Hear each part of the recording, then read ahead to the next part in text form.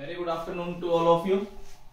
आज हम केवल 9th क्लास के रिगार्डिंग जितने भी ग्राफ से रिगार्डिंग क्वेश्चंस होते हैं जो 9th क्लास में पूछे जाते हैं उन्हीं पे आज एक बार डिस्कशन करेंगे।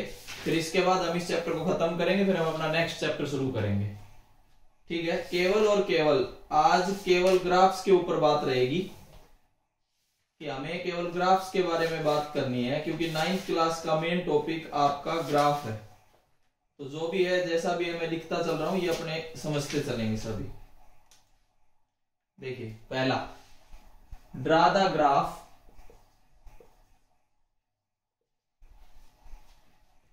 Of the following equations.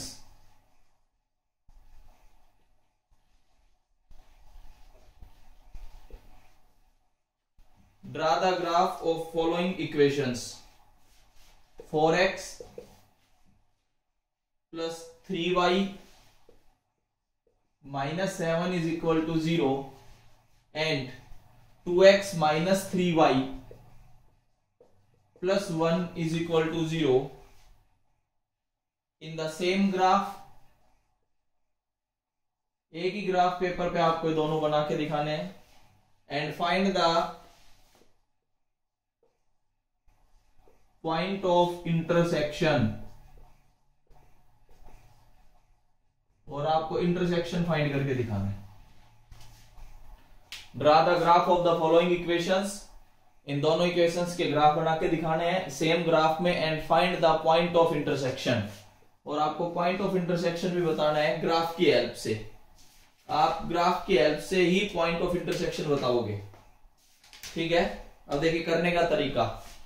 पहली जो लाइन है L1 उसको मैं लेके चलता हूं 4x plus 3y minus 7 is equal to 0। मैंने आपको डिपेंडेंट वेरिएबल इंडिपेंडेंट वेरिएबल समझाए थे। अगर मैं यहां से y फाइंड करूं तो we get 7 minus 4x divided by 3। अब इसके हिसाब से अगर आप टेबल बनाना चाहो तो देखो, टेबल कुछ इस तरीके से बनानी है।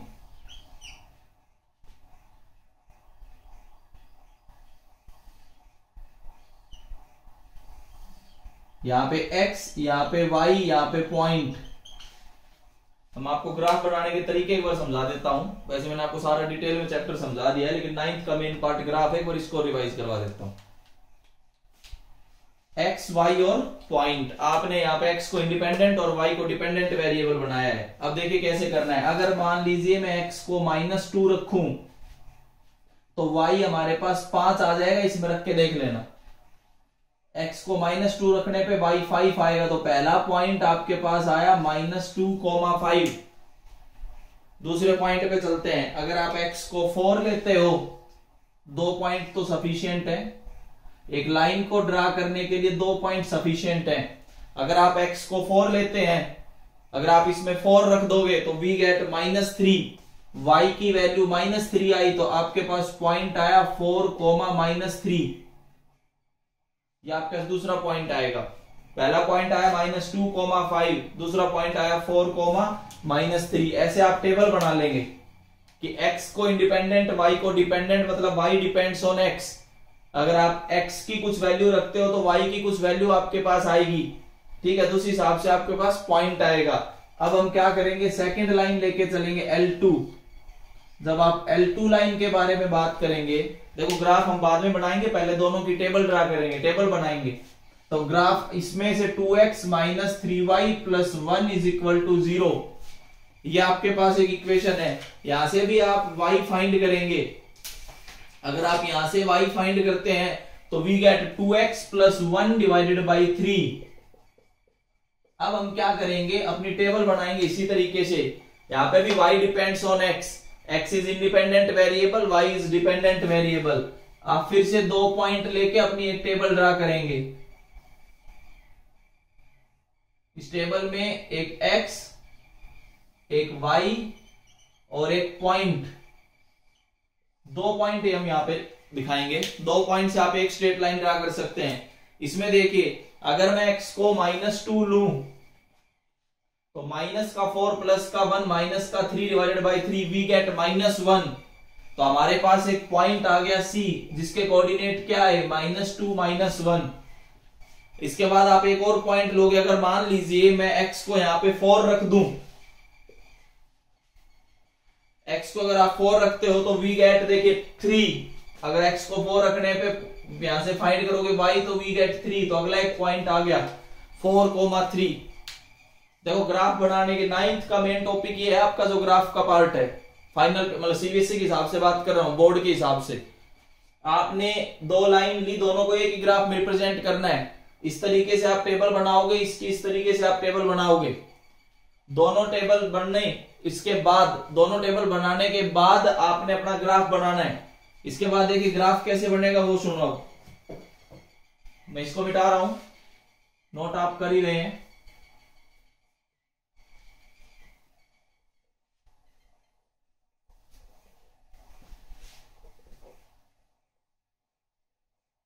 देखिए ग्राफ बनाने के लिए आप एक ग्राफ पेपर लेंगे, या हम नोटबुक में बना रहे हैं तो आप प्रॉपर मार्किंग करके चलेंगे।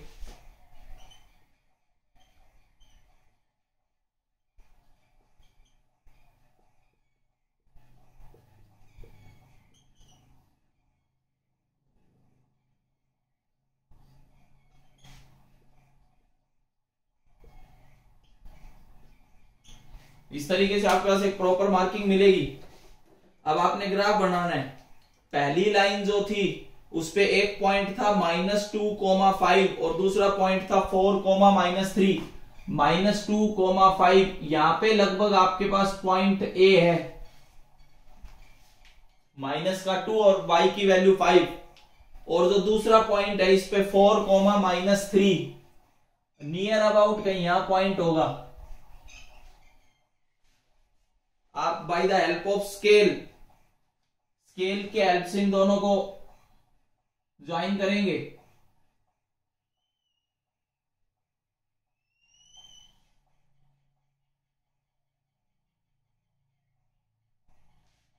थोड़ा सा ग्राफ अगर प्रॉपर हो तो बिल्कुल सही जगह जाके मिलेगा।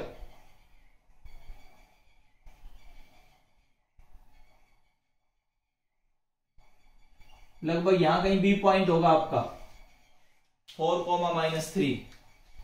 ये जो लाइन है, ये जो आपको लाइन नजर आ रही है, ये लाइन पहली लाइन है जिसको आप L1 लिख रहे थे। दूसरी लाइन जब आप बनाओगे उस पे एक पॉइंट क्या है -2, -1, लगभग यहां पॉइंट है ये C। और जो इस पे D पॉइंट है वो है 4,3। x की वैल्यू 4, y की वैल्यू 3, नियर अबाउट कहीं यहां D पॉइंट है। अगर आप इन दोनों को मिलाओगे तो कुछ लाइन इस तरीके से आ रही होगी।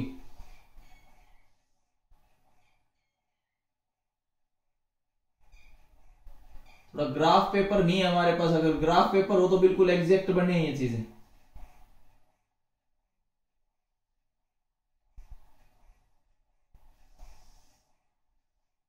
ये देखिए इस तरीके से आपके पास एक लाइन आएगी। ये लाइन, ये पॉइंट डी है और ये लाइन आपके पास L2 है। आपको तो ये बताना था पॉइंट ऑफ इंटरसेक्शन। अगर आप इसके हिसाब से यहां परपेंडिकुलर डालोगे तो ये 1 पे जाके क्रॉस होगा, वो तो ग्राफ पेपर से पता लग जाएगा। और इधर भी ये 1 पे है तो ये पॉइंट ऑफ इंटरसेक्शन आया 1,1। अब 1,1 is the solution of L1 and L2।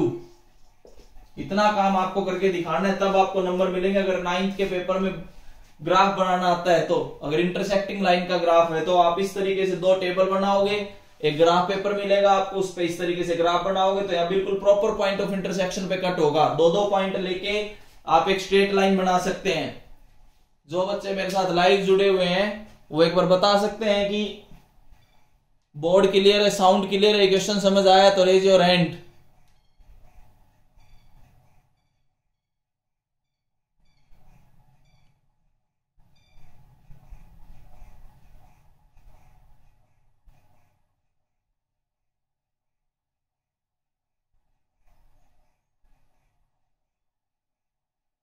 Okay देखिए ये आपके पास एक क्वेश्चन था जिसमें इंटरसेक्टिंग लाइंस हैं। देखो ग्राफ बनाने का तरीका बिल्कुल सही रखना, कभी गलत ग्राफ मत बनाना।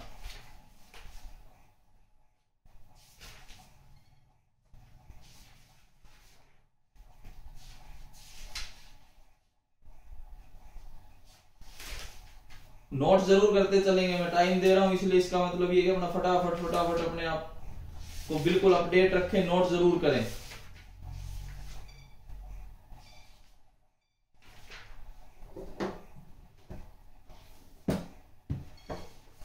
ग्राफ वगैरह पूरा नोट होना चाहिए।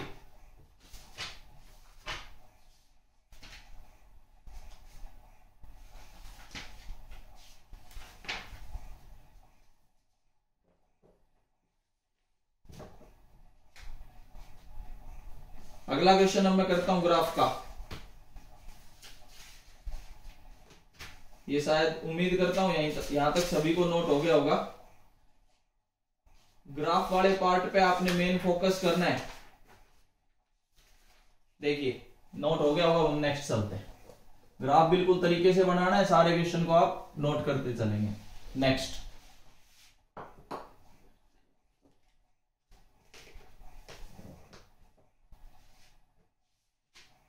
इस टाइप के भी क्वेश्चंस आ सकते हैं। देखिए, इन कंट्रीज लाइक, ये ध्यान से सुनते चलना इस क्वेश्चन को। In countries like USA and Canada,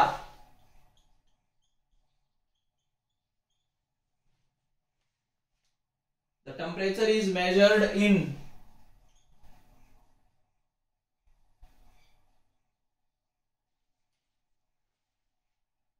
Fahrenheit,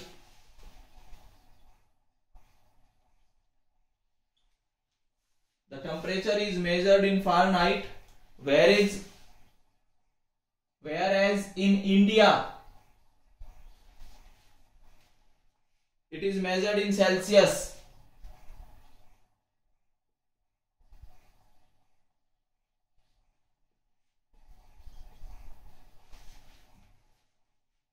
अब वो ये कहता है,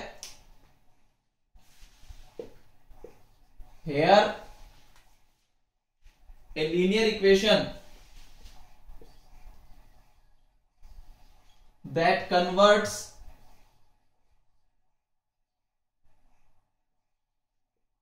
Fahrenheit into Celsius, F is equal to 9/5 C plus 32, ये उसने एक इक्वेशन दे दी। अब वो देखिए क्या कहता है। पहला पार्ट, ड्रा द ग्राफ, फटाफट नोट करना भी, of above equation with taking Celsius for x axis, Celsius के लिए एक्स एक्सिस एंड फ़ारेनहाइट के लिए वाई एक्सिस। हमें ग्राफ बना के दिखाना है पहला। दूसरा पार्ट, बाई ग्राफ, ग्राफ से अब आपको आंसर देने हैं कि the temperature is 30 degree Celsius,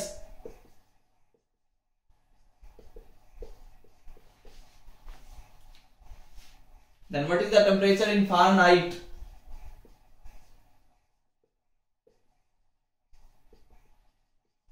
Fahrenheit में आपको आंसर बताना है बाई ग्राफ, ये ध्यान रखना। थर्ड, 3 पार्ट हम करेंगे इसमें। If temperature is 95 Fahrenheit, then what is temperature in degree Celsius. लेकिन आंसर आपने ग्राफ से देने। ये आपके पास एक इक्वेशन है, कुछ कंट्रीज में फ़ारेनहाइट में मेजर होता है, कुछ कंट्रीज में डिग्री सेल्सियस में मेजर होता है। उन्होंने एक रिलेशन दे दिया, उन्होंने कहा कि इसका ग्राफ बना के दिखाइए with taking Celsius as X axis and Fahrenheit as Y axis, पहला पार्ट। दूसरा पार्ट वो कहते हैं कि अगर इसी ग्राफ के हेल्प से आपको आंसर देना है, अगर टेम्परेचर 30 डिग्री सेल्सियस है तो बताइए टेम्परेचर फ़ारेनहाइट में कितना होगा। अगर टेम्परेचर 95 डिग्री फ़ारेनहाइट है तो बताइए टेम्परेचर डिग्री सेल्सियस में कितना होगा। क्वेश्चन सभी ने नोट कर लिया होगा। अब हम इसका आंसर देखते हैं। 3 पार्ट है, तीनों पार्ट फटाफट हम डिस्कस करेंगे ताकि इस टाइप के क्वेश्चंस भी आपके कवर हों जो 9th में पूछे जाते हैं, किसी बच्चे को कोई कंफ्यूजन ना रहे। देखिए हमारे पास इक्वेशन है F is equal to 9/5C plus 32। ये आपके पास एक इक्वेशन है। अब ये सुनना, C को तो लेना है x एक्सिस पे और F को लेना है y एक्सिस पे। सेल्सियस को x एक्सिस पे, फ़ारेनहाइट को y एक्सिस पे। ठीक है, हम 2-3 पॉइंट अपने फाइंड कर लेते हैं ताकि हम ग्राफ बना पाए। पहला पॉइंट, हम C को 20 लेते हैं तो देखते हैं F कितना आता है। 9/5 इंटू 20 प्लस 32। अगर आप इसको सोल्व करोगे तो वी गेट 68। अगला पॉइंट, 2-3 पॉइंट हम कर लेते हैं ताकि ग्राफ बनाने में आसानी रहे। अगर हम C को 60 लेते हैं तो F is equal to 9/5 into 60 plus 32, we get 140। हमें ये दूसरा पॉइंट मिल गया। ठीक है, अगर आप एक और पॉइंट लेना चाहें, C इज इक्वल टू -40, मान लो एक नेगेटिव में लेते हैं तो we get F is equal to 9/5 into -40 plus 32, this is equal to -40। एक पॉइंट आपके पास ये भी आ गया कि अगर आप माइनस में ले तो -40। अब देखिए, अब हमें बनाना है ग्राफ। ये x एक्सिस, ये y एक्सिस। x एक्सिस पे आपने लेने सेल्सियस, y एक्सिस पे लेने फ़ारेनहाइट। सेल्सियस तो देखो आप किस तरीके से लोगे, 20-20 के गैप पे ले लो। गैप प्रॉपर होना चाहिए, 20, 40, 60, -20, -40। इस तरीके से आप प्रॉपर गैप पे ग्राफ लोगे। इसके बाद हम क्या करेंगे, इस पे 30-30 का गैप ले लो। 30, 60, 90, 120, 150, 180, इस तरीके से चलते रहो। ऐसे नीचे -30, -60, -90, इस तरीके से आपने बना दिया। अब x एक्सिस पे देखो क्या है, सेल्सियस, और y एक्सिस पे फ़ारेनहाइट। तो इसके हिसाब से अगर मैं पहला पॉइंट देखूं तो 20,68, पहले x एक्सिस का पॉइंट फिर y एक्सिस का, 60,140, -40, -40। इस तरीके से आपके पास ये पॉइंट रहेंगे। देखो मार्क कैसे करना है, -40 के हिसाब से लगभग यहीं कहीं -40 मिलेगा आपको। -40, -40 आपको एक पॉइंट मिल जाएगा। इसके बाद आपको 2 पॉइंट और मार्क करने हैं। एक है 20,68, आप x को 20 लीजिए, y को 68, नियर अबाउट। देखो हमारे पास ग्राफ नहीं है तो मैं एक बार रफली बना सकता हूं, मेरी मजबूरी। ये आपके पास आएगा 20,68। इसके बाद अगला पॉइंट है कि 60,140, 60 के हिसाब से नियर अबाउट 140, कहीं यहां आ रहा होगा, 60,140। इस तरीके से आपके पास 3 पॉइंट्स आएंगे। आप स्केल लोगे और इसको मिला दोगे। देखो हो सकता है थोड़ा बहुत हमारे पास रफली है तो मिस्टेक हो सकती है फिलहाल।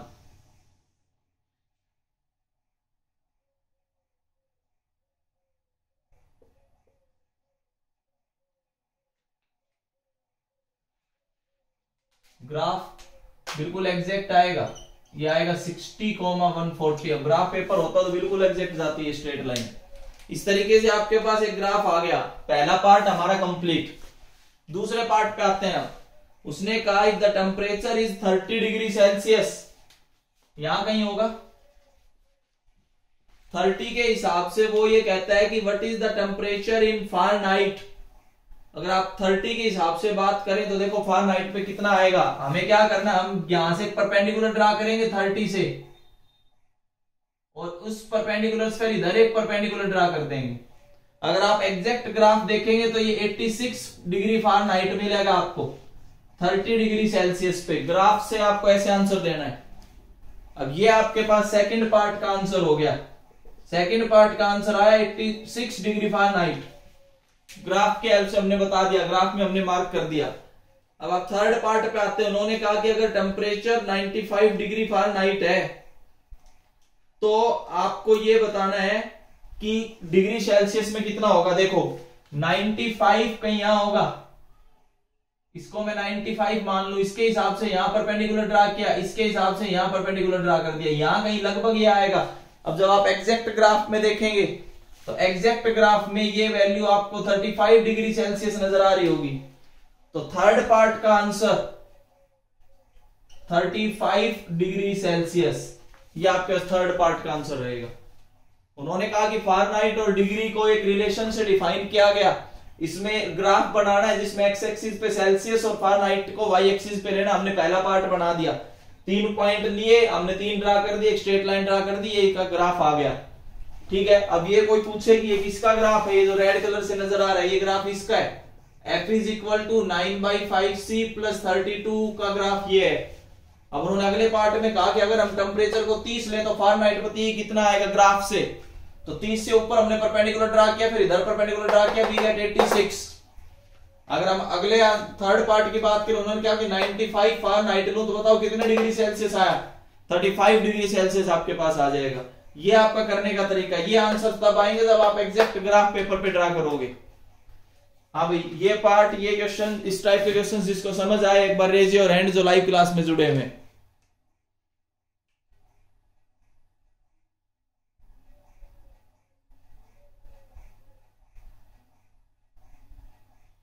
ओके, ठीक है, अब हम और आगे बढ़ते हैं। एक इस टाइप के क्वेश्चंस भी आपके 9th क्लास में मिलेंगे आपको। देखिए,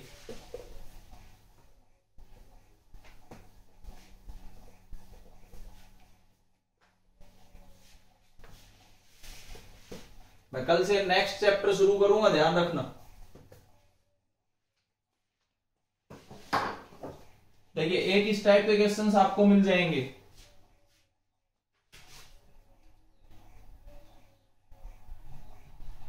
गिव द ज्योमेट्रिकल रिप्रेजेंटेशन, ये ध्यान से सुनना भाई इस क्वेश्चन को। Give the geometrical representation of y is equal to 3 as equation। पहला पार्ट इन 1 वेरिएबल, दूसरा पार्ट इन 2 वेरिएबल्स। एक वेरिएबल में बोल दे तो बताओ किस तरीके से ज्योमेट्रिकल रिप्रेजेंट करोगे, और 2 वेरिएबल में बोल दे तो बताओ किस तरीके से ज्योमेट्रिकल रिप्रेजेंट करोगे किसको, y इज इक्वल टू 3 को। ऐसा भी आपके पास क्वेश्चन आ सकता है।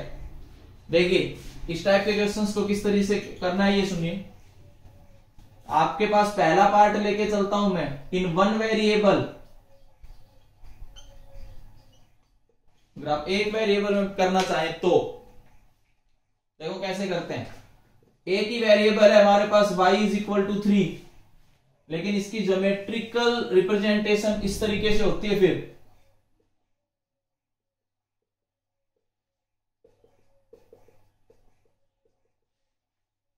नंबर लाइन पे इसकी ज्योमेट्रिकल रिप्रेजेंटेशन होगी।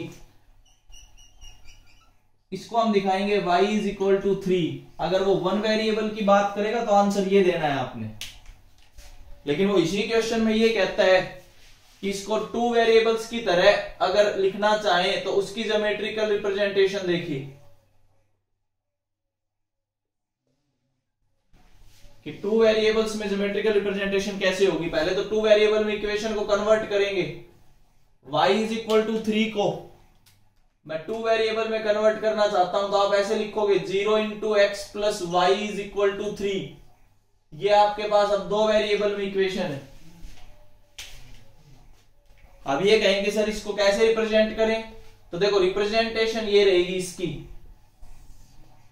ये एक्स एक्सिस, ये वाई एक्सिस। दो वेरिएबल की बात करें, एक वेरिएबल में ज्योमेट्रिकल रिप्रेजेंटेशन ये होती है नंबर लाइन। दो वेरिएबल की बात करें तो कोऑर्डिनेट ज्योमेट्री के हिसाब से बात करेंगे आप। अब आप इस पे मार्क करेंगे तो देखो ये 0 1 2 3 4 -1 -2 -3 1 2 3 -1 -2 -3 इस तरीके से आपने रिप्रेजेंट करना है। अब मैंने आपको एक दिन पहले भी बताया था y is equal to constant parallel to x axis. जो इसका ग्राफ होगा वो पैरेलल टू x एक्सिस होगा। दो वेरिएबल में कन्वर्ट करके दिखा दोगे इस तरीके से। अब पैरेलल टू x एक्सिस का मतलब देखो ये ग्राफ इसका इस तरीके से आएगा, ये लाइन इसके पैरेलल होगी और इसकी इक्वेशन होगी y is equal to 3। Note जरूर कर लेना भाई, ये दो वेरिएबल और एक वेरिएबल का तरीका। कई बार क्वेश्चन इस तरीके से भी पूछे जा सकते हैं कि बताइए दो वेरिएबल में करना हो तो आप कैसे करोगे और एक वेरिएबल में करना है तो आप कैसे करोगे। तो इन सब चीजों का आपने ध्यान रखना है। बाकी मैंने ग्राफ पहले भी आपको बताए हैं।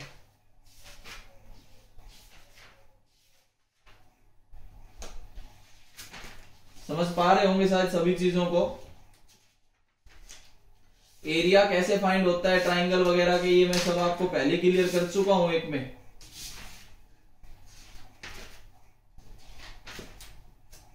तो इस टाइप के क्वेश्चंस आपने कर लिए होंगे नोट कि 1 वेरिएबल 2 वेरिएबल।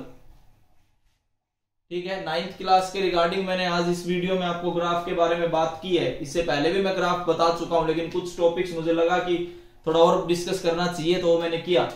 इससे आगे हम नेक्स्ट वीडियो में करेंगे। Thank you.